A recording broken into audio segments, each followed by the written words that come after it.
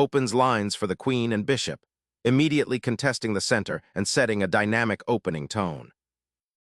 Mirroring white's central occupation, immediately contests the vital d4 and d5 squares. Developing the knight attacks the pawn and prepares for castling, centralizing a piece energetically. Developing a knight towards the center, this move contests white's central pawn advance and prepares to castle. Instantly targeting black's knight, this establishes a classic Yuriy-Lopez imbalance and pressures central control. Developing the knight here challenges the bishop's influence, aiming to break white's initiative and foster counterplay in the center. Securing the central pawn and preparing for kingside development demonstrates thoughtful planning, avoiding early tactical fireworks for a solid foundation. Developing the bishop to this active diagonal prepares for a castling, while simultaneously eyeing white's central pawn. Fortifying the pawn chain, preparing to develop the bishop and eyeing central control. Securing the king's safety establishes a solid foundation for future piece development and potential kingside action. Sacrificing the bishop's pressure on the queen's side, white opts for a structural shift, aiming to disrupt black's pawn formation and potentially create weaknesses in the long run, even though it opens the e-file for counterplay. Reclaiming with the pawn opens a vital semi-open b-file, offering potential activity for your rook later, but simultaneously weakens the pawn structure around your king, creating isolated pawns on the queen's side which could become targets. Unleashing a knight into the enemy camp, this aggressive thrust immediately challenges black's pawn structure, creating a fascinating interplay of attacking potential and positional risk. White gambles for initiative, hoping to exploit the temporarily open lines and disorganize black's development, all while sacrificing material for dynamic compensation and a direct assault on the king's safety. Unleashing a central pawn thrust, black immediately contests the freed-up space and challenges white's knight, aiming to dismantle the isolated queen's pawn that will soon emerge and create structural weaknesses for white. Asserting central dominance, this pawn advance capitalizes on black's slightly compromised queenside pawn structure, aiming to establish a powerful pawn chain and restrict black's piece mobility while opening lines for white's own pieces. Developing the bishop to this diagonal offers good scope, immediately challenging white's central pawn structure and preparing for potential queenside counterplay if white is not careful. Safeguarding the monarch is paramount, and this castling maneuver firmly tucks your king away behind a newly formed pawn shield, simultaneously preparing to activate your rook into the central battleground. Boldly snatching the knight opens up a complex battle of initiative, but it also exposes your central pawns and king to immediate counterplay, demanding vigilant defense and precise follow-up. Seizing the opportunity to exploit the structural weakness created, white initiates a decisive exchange that aims to unravel black's pawn formation and open crucial lines. This bold decision sacrifices material with the expectation of gaining significant positional compensation, particularly a more active knight and pressure on the weakened queen side. The immediate consequence is a tactical skirmish where black must carefully navigate the consequences of doubled pawns. Unveiling the queen to d6, black initiates a fascinating counterplay, aiming to exploit the doubled pawns on the c-file while simultaneously defending the beleaguered pawn on e4. This aggressive positioning hints at an upcoming skirmish for central influence, and potentially a daring rook lift down the now open c-file. The queen's presence here also creates interesting attacking possibilities, forcing white to carefully consider their next steps to avoid strategic imbalances. Knight relocation to the flank pressures black's queen and eyes c6, forcing a decision on how to defend the d5 pawn, potentially opening lines for white's central pawns or forcing black's pieces into passive positions. The rook emerges from its defensive shell, now aiming to exploit the temporarily weakened e-file and potentially challenge white's centralized knight. Reclaiming the central knight and reinforcing the e-file offers white a crucial avenue for counterplay, aiming to disrupt black's well-positioned bishop and potentially create pressure on the weakened c-file should it arise. Challenging white's seemingly advantageous knight with immediate counteraggression, this move aims to disrupt the central control and potentially gain space on the queen side. It forces white to make a decision about the knight, either retreating to a less active square or engaging in further exchanges that could open lines. Observe how this pawn advance creates a complex interplay of tactical possibilities and positional considerations, particularly regarding the open b-file and the potential for pawn weaknesses on the queen side for black if white manages to exploit the situation. Repositioning the knight from c6 to d3 offers a fresh perspective on the central pawn structure, aiming to consolidate white's spatial advantage and prepare for potential pawn breaks. Shaping the pawn structure to your advantage, black aims to exploit the now weakened light squares on white's kingside by activating the bishop. Developing the bishop to e3 aims to solidify the central pawn structure and eye the potential breakthrough on the d-file, while also preparing to contest control of the crucial light squares now that black's own bishop has been forced to retreat. Preparing to reclaim the pawn and solidify the center, this move wisely addresses the immediate threat while subtly aiming to improve black's knight placement for future activity. Solidifying the knight's central foothold after the pawn advances creates a much more robust structure, preparing to contest the open files that are developing. Initiating a strategic redeployment, black maneuvers the rook to the 7th rank, aiming to activate it along the open file and support potential kingside advances, while simultaneously creating a defensive shield behind the pawn chain. Re-establishing piece pressure on the kingside, the knight's journey to f4 aims to exploit the potential weakness around black's castled monarch and prepare for a more active role in the center. Pushing the g-pawn aggressively opens up lines of attack and immediately creates a dynamic imbalance, potentially isolating your own king while simultaneously threatening white's central structure. The knight retreats, a tactical reset, acknowledging the king's slightly exposed nature on the kingside and the potential for black's pieces to coordinate an attack along the f-file and g-file. This redeployment allows white to avoid immediate tactical skirmishes and instead focus on solidifying its pawn structure, aiming for a more positional grind where the doubled c-pawns for black might become a long-term weakness. A bold sortie of the queen aims to disrupt white's queenside structure and potentially force trades, though it leaves the king's flank a touch less protected for now. Unleashing a knight to d2 immediately seeks to reorient white's cavalry toward the queenside, preparing to challenge black's imposing bishop on a6 and potentially exploit the weakened c-file. This repositioning isn't just about piece placement. It's a strategic gamble to trade off black's most active attacker and alleviate the pressure on white's king. The intent is to simplify the position favorably, steering away from the chaotic complications that black's recent aggressive moves have generated.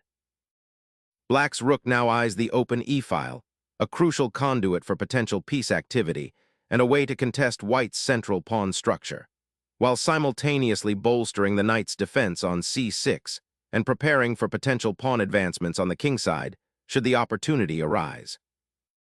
Exchanging on e4 immediately resolves white's pawn structure dilemma, creating a symmetrical central pawn majority for both sides. This maneuver, while seemingly simple, fundamentally shifts the game's complexion, paving the way for a more positional struggle where maneuvering and precise piece placement will reign supreme, potentially leading to a king's side attack if black isn't careful with their king's safety after this exchange. Reclaiming the e-file with the rook instantly ignites tactical possibilities, directly challenging white's advanced knight and preparing to flood the center with additional firepower. Reinforcing the central pawn structure and preparing to contest the open c-file is the primary aim of placing the rook here, aiming for better piece activity and potential pawn breaks. Instigating a pawn storm, black aims to disrupt white's solidly constructed center and create attacking potential on the kingside, a gamble that opens lines but also potentially weakens the pawn structure. Initiating a pawn thrust on the kingside, white seeks to disrupt black's attacking structure and potentially create attacking chances of their own, though it weakens the king's pawn shield. The pawn push on f3 is a bold maneuver. It aims to challenge black's advanced g5 pawn, threatening to dismantle their carefully constructed attacking cordon around white's king. However, by advancing the f-pawn, white inadvertently opens up lines of attack towards their monarch, a dangerous gamble given black's active pieces, particularly the queen and rooks, poised on the e-file and potentially ready to exploit the weakened squares. This move could be a double-edged sword, either initiating a decisive counterattack or leaving white exposed to a swift and brutal mating assault. The strategic implications of this pawn advance are immense, dictating the flow of the ensuing struggle. The rook's relocation to the 6th rank establishes a defensive fortress, shielding the kingside while preparing for potential counterplay along the e-file or even a daring advance of the g-pawn. Initiating a pawn storm on the kingside with f4 injects immediate aggression, aiming to pry open lines for white's pieces and potentially exploit any lingering weaknesses around black's king. Black bravely pushes the g-pawn, aiming to seize more territory and potentially disrupt white's pawn structure, although this advance also creates a weakness on the dark squares around the king. White aims to reroute the bishop to a more active diagonal, potentially supporting advances on the kingside or pressuring black's isolated queenside pawns, while simultaneously clearing the path for the knight to redeploy. The bishop's re-establishment on the e2 square is a bold redeployment, aiming to inject a surprising element of active defense and prepare for a potential tactical skirmish. Unleashing the queen to c2 strategically aims to exploit the compromised dark squares around black's king, particularly targeting the potentially vulnerable g7 pawn, while also preparing a more aggressive central presence. A bold maneuver, aiming to disrupt white's well-ordered central structure and potentially create immediate attacking opportunities on the kingside, even if it sacrifices a pawn's positional advantage. The bishop's reassignment to e3 aims to re-establish pressure along the e-file, potentially eyeing the weakened f-pawn, while simultaneously providing support for any future knight's sortie towards the queenside.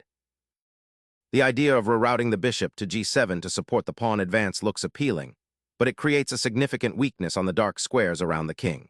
Instead of directly challenging the white queen, a more subtle approach would be to reinforce the central pawn structure, perhaps with moves like a6 to prevent nb4c5 or even reinvesting in d5. The current placement of the bishop offers little immediate protection and allows white to continue their initiative on the kingside. Unleashing the knight to h4 aims to disrupt black's well-placed bishop on e2 and potentially create attacking chances, though it leaves the kingside somewhat exposed. Unlocking the potential of the kingside battery, this maneuver finally connects the rooks and prepares to exploit the weakened f3 pawn. Re-evaluating the central control, white retreats the bishop to a more defensive square, aiming to re-establish a pawn chain and potentially prepare for a kingside attack or bolster the beleaguered d-pawn. Exchanging rooks here is a sensible decision, simplifying the position and potentially leading to an endgame where black's active pieces can shine, especially after that daring pawn push earlier. The goal is to dismantle white's overextended pawn structure and exploit the open diagonals, aiming to gain a clear advantage in initiative. The rook now occupies a vital open file, poised to infiltrate black's position and potentially create threats against the weakened kingside pawns. An audacious attempt to weave a tactical labyrinth, aiming to disrupt white's harmonious pawn structure and force material concessions, although it risks leaving black's king exposed to the now open lines.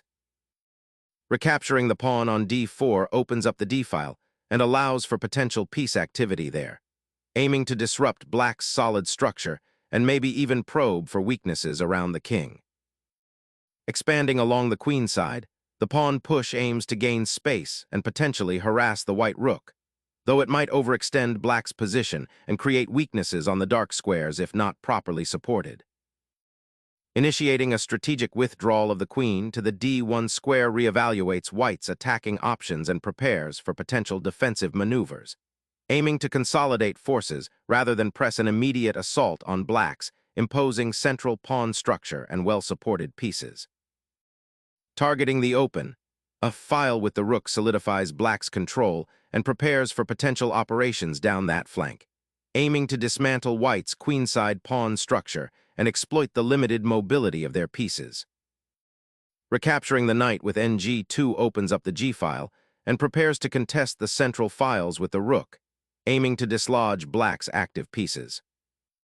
The bishop retreats to its starting square, a move that signals a strategic reassessment, aiming to redeploy this piece where it might influence the queenside play or even prepare for a future exchange on the h4 pawn, a potentially vulnerable outpost.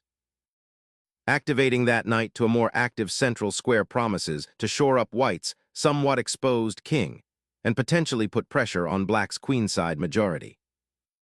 Unleashing the queen to the h-file, this maneuver aims to exploit white's slightly disconnected pieces and potentially force a tactical skirmish or create weaknesses around the king. Black is actively seeking counterplay, recognizing that white's pawn structure on the kingside, though seemingly solid, could become a target if the defense falters.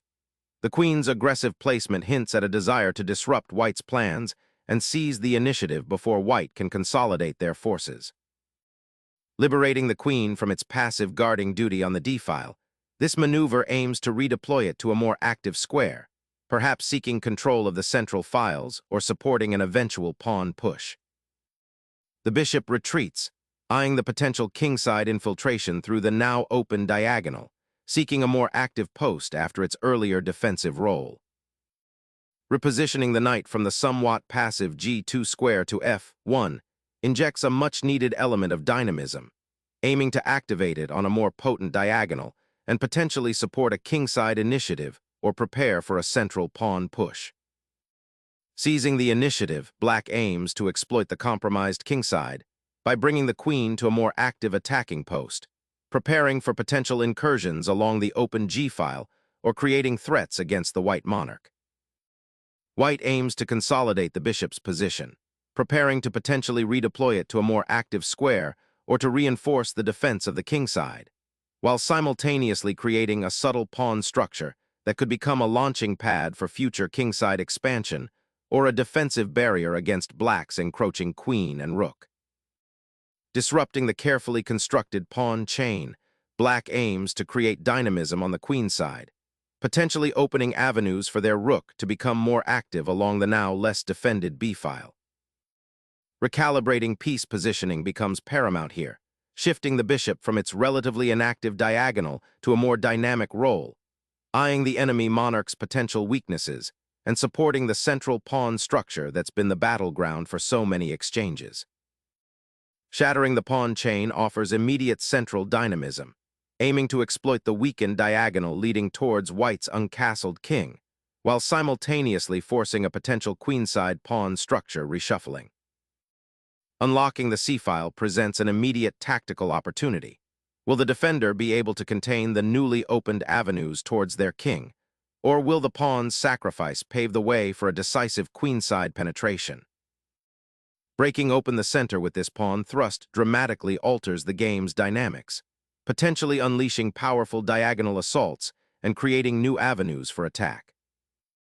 The knight repositions, seeking to re-enter the fray through a more central avenue after being dislodged, aiming to support the beleaguered pawn structure and potentially launch a counterattack on black's advancing queenside pawns. Unleashing the bishop to d5 reestablishes a crucial defensive pawn chain, bolstering the weakened king's safety and creating a vital outpost for the minor pieces while challenging white's central pawn structure. Sensing a shift towards the endgame, white seeks to reorganize forces by repositioning the queen to a more active central square, aiming to contest the open d-file and potentially create counterplay against black's somewhat scattered pawns. Unleashing a pawn sacrifice to shatter white's central control and open lines towards the king, demanding a sharp, decisive response as the queenside pawns cascade forward. The pawn chain is irrevocably broken, creating a critical weakness on the dark squares around black's king. The pawn sacrifice opens a diagonal for the remaining bishop, but it neglects its own king's defense, leaving it exposed to a potential mating net. White is now embracing the inevitable exchange of queens, signaling a clear intention to simplify into a pawn-down endgame. This decision is a pragmatic recognition of the pressure black has been building on the kingside and the unfortunate pawn structure white has developed. By trading, white aims to reduce the attacking potential of black's pieces and potentially create counterplay with their active rook, though the structural weaknesses will undoubtedly remain a significant challenge. The capture of the g-pawn opens the g-file, offering White's king some immediate respite from the aggressive pawn storm, but creating a potentially dangerous passed pawn for Black. King's safety suddenly becomes paramount as White's monarch vacates the center, venturing towards the queenside flank, a potentially risky maneuver given the open files and Black's active pieces poised to exploit any weakness. The rooks now claim their rightful dominion over the now open c-file, setting the stage for a potential breakthrough. Securing the queenside territory with a pawn advance aims to prevent Black's queenside expansion, particularly if they were to advance the b-pawn, while also preparing for potential piece maneuvering on that flank. Fighting for the open d-file now, this captures the pawn and opens up attacking possibilities for your rook on the 7th rank, while simultaneously daring White's king to venture out. Re-establishing the king's central presence is paramount now that the immediate tactical skirmishes have settled, preparing for a more active role in the upcoming endgame. The bishop retreats to a square where it can eye the weakened kingside, a subtle redirection of attacking pressure as the white king is finally exposed. Re-establishing the knight's presence on the kingside initiates a subtle repositioning, aiming to support potential central pawn pushes or to outmaneuver the opponent's active bishop. Unleashing a sharp check, Black forces a decisive shift in the endgame's dynamic, leveraging the exposed king's precarious position. Boldly challenging Black's unleashed passed pawn, this move decisively obstructs its advance and aims to initiate a counterplay of its own along the central files, forcing a reckoning for the unprotected king. The king finds itself exposed by the bishop's new placement, facing a potential battery on the file. Pivoting the knight to e3 offers a crucial defensive repositioning, aiming to secure the 3rd rank from further incursions by Black's bishop, and to potentially contest the d5 square, which has become a powerful outpost for Black's d-pawn. This subtle repositioning prepares for a potential exchange of pieces or a reinforcement of White's kingside structure if Black decides to push further. The bishop boldly ventures to c3, eyeing the remaining pawns on the queenside as potential targets and bolstering the control over the critical diagonal that has proven so advantageous. Seeking to untangle the rook from its restrictive position and activate it on the d-file, aiming to contest control and perhaps support a future pawn advance. Re-establishing the bishop on the long diagonal offers a renewed threat of a fork against the rooks, simultaneously seeking to contest control of the d-file, which has recently become more dynamic. The king's journey toward the center begins, aiming to participate actively in the endgame and support the pawn chain. Swallowing the bishop on d1 with the bishop on d5, a desperate attempt to simplify and perhaps create a fortress with the remaining pawns, though it concedes control of the d-file and opens up the white king to further threats from the rook.